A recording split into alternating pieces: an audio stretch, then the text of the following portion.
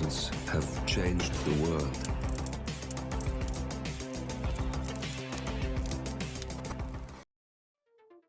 Hello, and welcome back to Hitman 3 and the featured contracts. And today's contract, The Exodus, set in New York. So, on to today's briefing. Hello, there isn't much to say, yet there is a lot to say.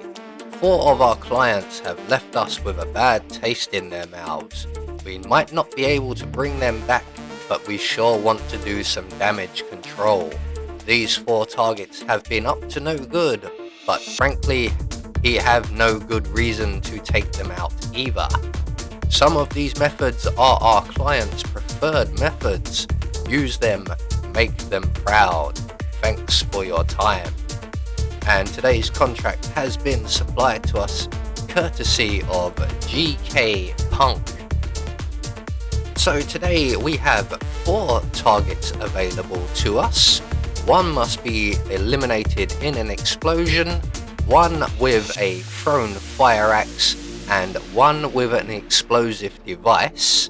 1 we are free to kill however we see fit, and we have no obligation as to which disguise we wear whilst we dispatch them. So for today's challenge, we will be starting undercover in the garage, and we're going to be bringing with us our ever trusty lockpick, a breaching charge, and as always, our silenced pistol.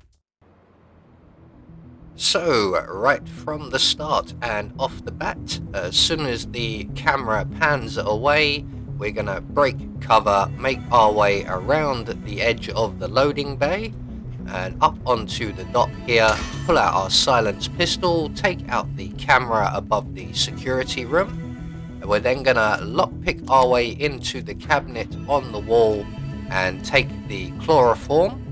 We're gonna make our way with that chloroform all the way back to the ventilation system in the loading bay, add our chloroform to the ventilation, make our way back once again to the security room, and you can see there are 4 guards. We're going to turn on the ventilation. That's going to knock out 3 of the guards.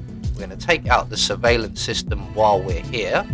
So that final guard won't come into the room until we leave the area. So if we make our way up the vault stairs here and just wait at the top for a few moments before turning around and making our way back down the stairs, that will trick the AI of the game into thinking we've left the area. The guard will then enter the security room and immediately pass out. We're going to remember to turn off the ventilation system before we enter into the security room. We're going to grab the security key card and one of the guard's outfits. We don't need the gun. And then from here, we will pass our first target, this young lady here, and eventually once that conversation she is engrossed in finishes, she will make her way into this deposit room. We're going to grab the wet floor sign as a melee weapon, and when the young lady comes in, she's going to pull out her phone, take a step forward, turn her head, and when she looks away, we can knock out her friend here, knock her out. We're going to move her body because we need her head on the floor, and then we're going to select our breaching charge and place it as close to our target's head as possible. I got quite lucky and managed to slip it just under her head there. So once we have that in place, we can then move a safe distance and trigger the explosion. Now that's pretty silent, even though there's people just around the corner there.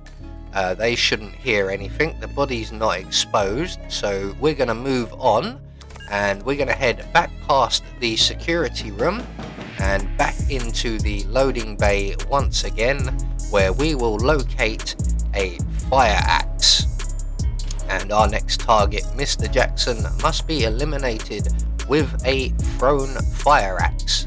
So once we have our fire axe, we're going to pass the security room one last time, make our way around to our right, lockpick our way through the gate and up the stairs behind the security guard there, and we're going to make our way up onto the first floor.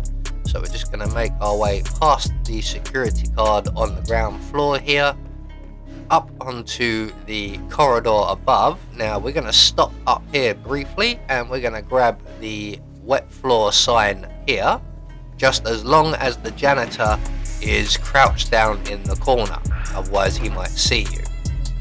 So as you can see, he will render himself unconscious. We can then retrieve our axe and pick up the janitor exit key, or the maintenance exit key.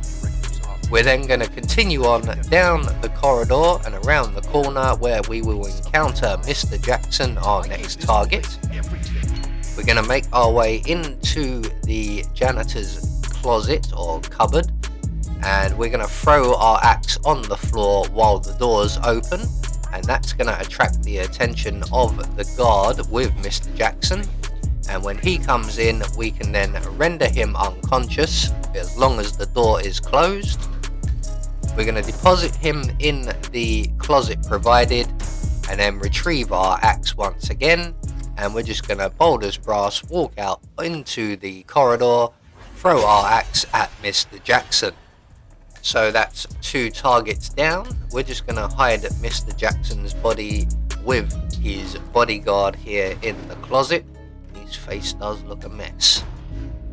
So with that done, as you can see, I'm just going to wait right here because one of the bank directors did actually hear that and has come over to investigate. So when you take out Mr. Jackson, it's best to take him out near the boxes where he drinks the water, because if that gentleman there is passing at the time, he will see you throw the axe. But we got away with it, and so now we're going to move on to our next target, who is up on the investment floor. So we're just going to run right down the length of the corridor and through the banking hall here, and then up the stairs on the far side, and this will bring us out at the top of the stock market room, or the stock market floor, and just ahead of us you can see our target. So I grabbed a crowbar in the janitor's room. You can use the fire axe if you still have it, but anything you can throw. And we're just going to throw that by the crate on the other side of the doors. And when our target comes over to investigate, we're just going to shoot him in the head. Now, the young lady may come over first of all.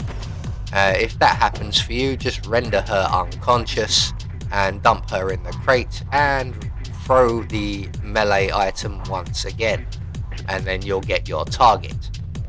So that's 3 targets down with 1 more to go, and our final target has to die in an explosion accident. So we're going to head all the way back down to pretty much where we start the level, just up the top of the vault stairs. And we're going to retrieve the propane cylinder that is just on the shelving there. And we're now going to return to the corridor where we took out Mr. Jackson.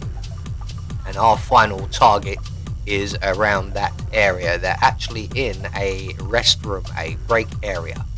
So just before we get to where Mr. Jackson was, we're going to veer off to our right and into this room here. We're going to close the doors. Now hopefully at some point running along the corridor where the janitor is, you would have triggered a conversation, and when that conversation plays out, this young lady who is listening in will make her way into this room. When she's in this room, we can easily remove her, get her into the closet provided. We're then going to turn on the photocopier and turn it back off again, which will attract the attention of our final target in the next room. And when he comes in to investigate, we can throw our propane cylinder at his head. We just want to wait for that door to close, really.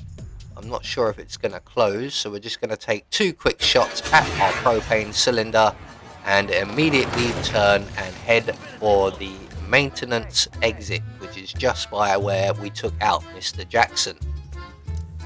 So there we go, one more featured contract taken care of. I'm sure there is a better route for this, that it could be done somewhat quicker, I believe. But we got there in the end, and we got all of our objectives completed as requested and gained ourselves a Silent Assassin rating. I have been Anubis, and I will see you all in the next video.